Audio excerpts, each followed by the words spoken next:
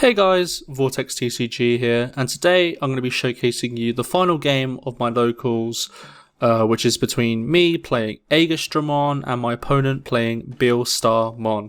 If you're watching this when this video comes out, I want to say happy holidays, Merry Christmas, and I hope you all have a great holiday week off, I guess, maybe, something like that. And yeah, let's get into this gameplay video. If you do enjoy this content, by the way, please do like and subscribe to the channel. It does help quite a lot. And yeah, so let's talk about the game. We both have pretty good starts here. I started off with the blue memory boost, and my opponent starts with an Aegisdramon stack, so really good for my opponent. Unfortunately, he does hit the Davis. So it's a bit unfortunate because obviously he does want it to die so he can advance his gameplay. So at this point, it goes to my turn when he plays a Gazi and a Cyclone, so very controlling. And obviously he plays this stuff so that he can essentially, avoid me getting so much advantage. So I have to push up here with the Waymon, and I'm thinking about swinging into the Aegisdramon scatter mode here because, quite frankly, even though it does advance his game state a little bit, I don't want him to get so much aggression on my turn, because blocking in this deck is very rare. So I do want to, have answers to when he had swings at Security, anyways. And so I go into a BeelStarmon here. Allows me to play something from underneath, and then also put one underneath as well. So I'll put a Crabmon underneath. The Aegisdramon will unsuspend the BeelStarmon and also give it blocker, and then I'll also gain a memory from me playing one from source. Although I don't think I'd do it here, which is probably bad. But it goes to Aegisdramon here because I kind of figure out that he doesn't really have a good answer to the Aegisdramon. I understand, obviously, some of the game plan of BeelStar. Obviously, it wants to put 7 costs into the discard so that it becomes very cheap and clear the entire board. But it doesn't really have an easy way to clear level 7s. So I'm feeling good about this for sure. And so, as you can see, I'm having massive advantage. Just due to, playing stuff, and then, putting stuff underneath.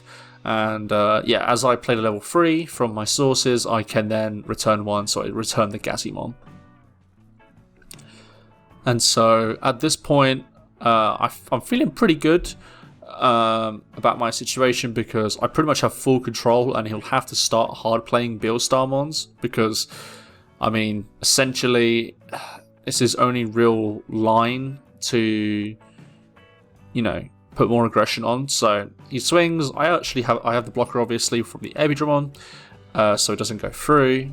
But I think he just wants to get the aggression, and so I go into BeelStar here. He goes to BeelStar, discards the Gwalt, I believe, and then he plays the Gwalt from hand for free, and then it deletes 2 of my Digimon. But as I'm playing Aegisdramon and he hard played a BeelStar, I then get to play stuff from underneath. So probably not the result he wanted, obviously, but this is what Aegisdramon just does so well, and I think this is a really good matchup into BeelStar, just because even if you do clear the board with Gwalt, or you get rid of a big target with Fly Bullet or something like that, I could always bring stuff back, essentially. And as you activate the effect first, he has to do the effect first. So I then get to, after he summons or plays his Digimon, activate Aegisdramon's effect. So really good. So I go into a BeelStarmon, activate its effect once again. I'm just showing my opponent here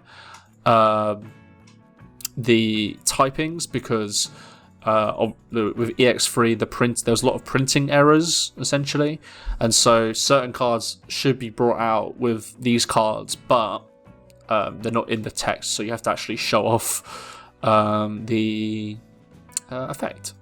So at this point, I'm feeling pretty good because essentially he needs to hard play another BeelStar to attempt to clear the board, but I mean, I'm just building into a big stack at this point. So I pop the blue memory boost here, I go into another Aegisdramon, and then I get to do the whole thing again.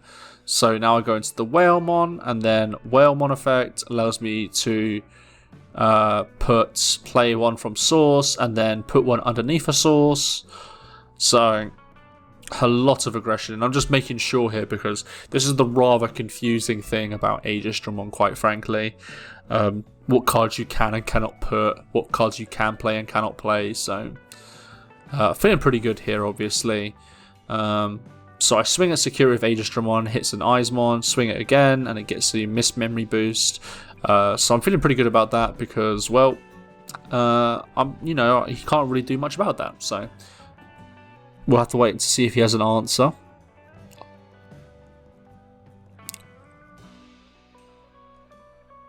And so I just go into a BeelStarmon to pass my turn. And the reason why is because I know that he probably wants to use like Goodwalt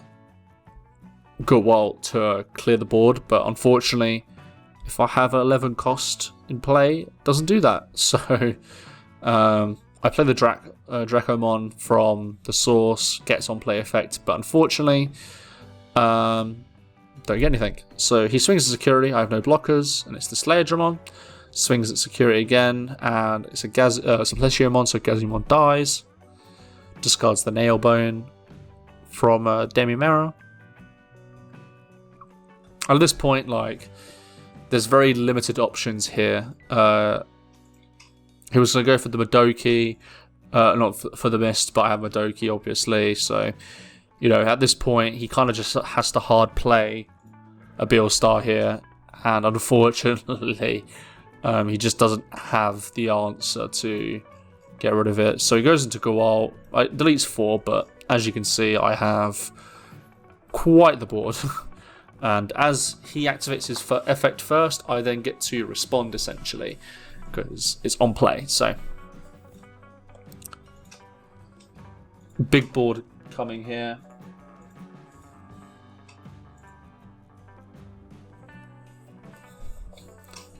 And yeah, so just go to my turn.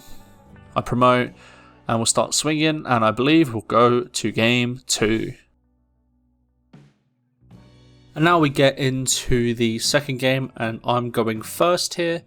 And I have a pretty good start here. I go to the Crabmon, and then I go to the Tobimon to give him only 1 memory. So if he wants to go into his play of Eismon Scatter Mode, he has to do more. But unfortunately, he gets double discards. So not the greatest, but I do see a BeelStar in there, which is very important because obviously BeelStar is his main card in the deck. So I'm happy to see that go at least. So now I'm just going to hard play the Davis here because this deck desperately needs the set to free Tamer because yeah, you just need it. So he swings into security and he hits the another blue memory boost. So it's 2 games in a row where he just doesn't have what he needs.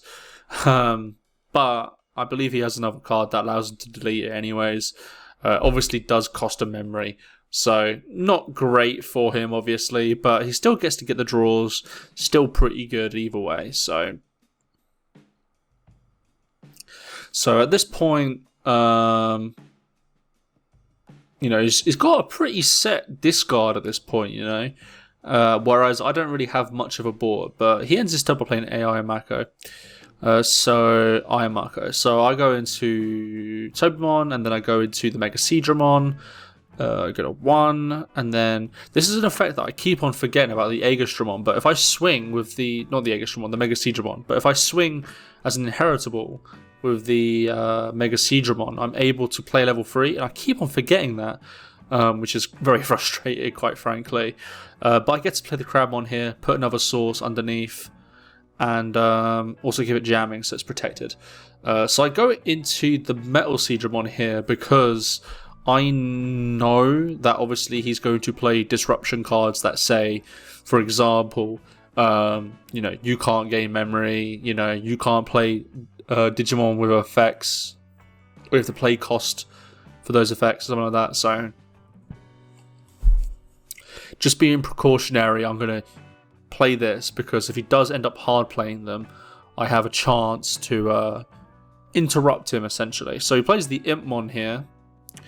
He does obviously get the effect of the Impmon, but I need to check if I want to use the Aegisdramon effect, and I will use the effect here to play the BeelStarmon so that I can return the Impmon. So if he wants to play the Impmon again, he obviously can, but I don't really think it's much of a threat.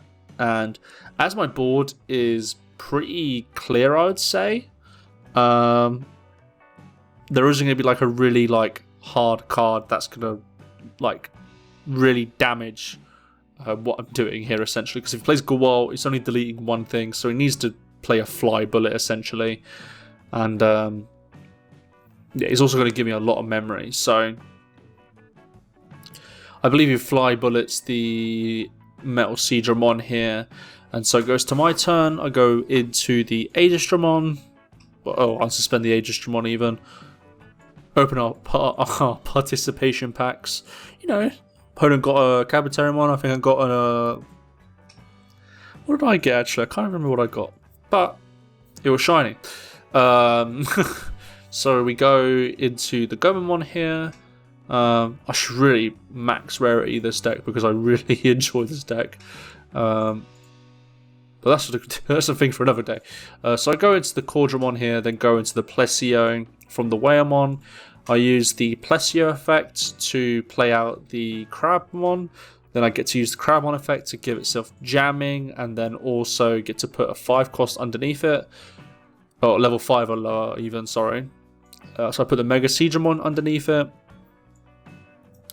And now I'm just considering what I want to do. Obviously I want to swing, but I'm going to first of all play the Aegisdramon here. Go to 0, so I have options here. So I swing with the Plesiomon here. Use the Aegisdramon effect to play the Crabmon from my sources. So I do remember this time at least. Swing into security, and then I'm going to swing with the Aegisdramon, nothing, and then I'm going to swing with the Cordramon, nothing, and I'm pretty sure my opponent is just going to end up scooping because he doesn't really have an answer. So I go into another Aegisdramon just to shut the game out, and he concedes.